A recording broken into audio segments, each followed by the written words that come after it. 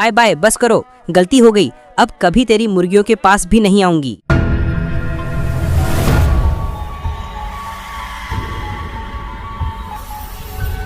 एक छोटा सा प्यारा गांव। सुबह का समय, हल्की हल्की धूप, चिड़ियों की चहचहाहट और खेतों से आती मिट्टी की खुशबू। इसी गांव के कोने में रहती थी एक गरीब लेकिन मेहनती बुढ़िया। उसकी उम्र ज्यादा थी पर हिम्मत उससे भी ज्यादा। उसके पास न कोई बेटा था न बेटी, बस उसकी मुर्गियां ही उसका परिवार थीं। बुढ़िया हमेशा कहती, ये मेरी लालियां हैं, इनसे ही मेरा घर चलता है। रानी धीरे खाओ, तुम लोग ही तो मेरी उम्मीद हो। गांव के पास ही एक घना जंगल था। उसी जंगल में रहती थी एक चालाक, भूखी और थोड़ी शरारती लोमड़ी। लोमड़ी रोज शाम को गांव में घूम जाती और जब वो बुढ़िया के घर के आगे से गुजरती, उसके मुंह में पानी आ जाता। वो मन में बोलती, वाह, कैसी मोटी मोटी ताज़ी मुर्गियां हैं, एक मिल जाए तो पूरा हफ्ता आराम। पर वो डरती भी थी क्योंकि बुढ़िया की लाठी गांव में मशहूर थी।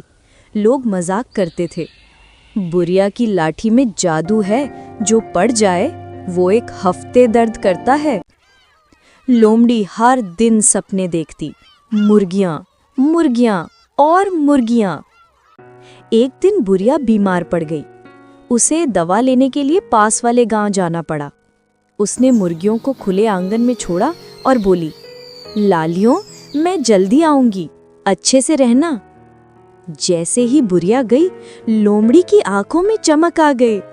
वो धीरे धीरे बिल्कुल बिल्ली के चाल में बुढ़िया के आंगन में घुसी। मुर्गियां कुकड़ुकू करते हुए एक दूसरे को देख रही थी। लोमड़ी बोली, बस बस, सिर्फ एक, बुढ़िया को पता भी नहीं चलेगा।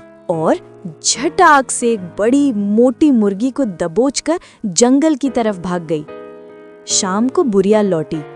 उसने दाना डाला, मुर्गियां आईं। वो गिनने लगी, 1 2 3, अरे एक कहाँ गई? बुढ़िया का चेहरा उतर गया, उसकी आंखें लाल हो गईं।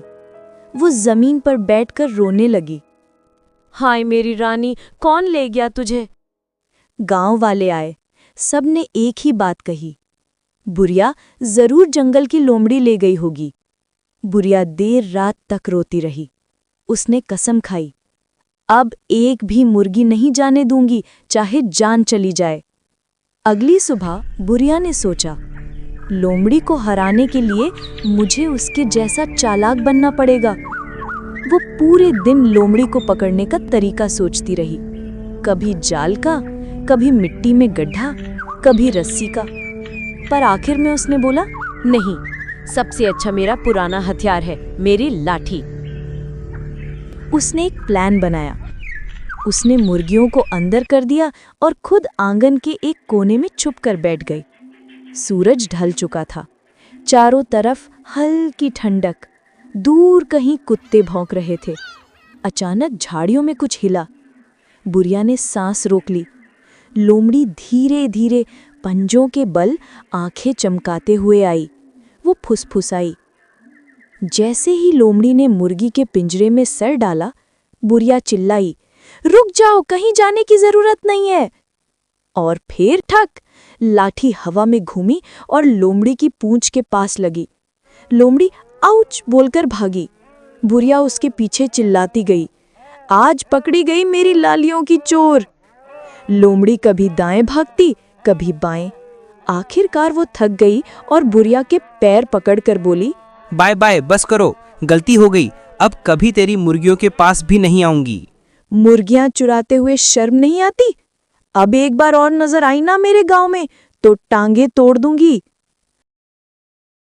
लोमड़ी डर के कांप गई और जंगल की ओर भागी। ऐसी भागी कि आज भी उस रास्ते से नहीं गुजरती। इसके बाद से बुढ़िया की मुर्गियां फिर से चौकस रहने लगी। डरो मत मेरी लालियों, अब कोई तुम्हें नहीं ले जाएगा।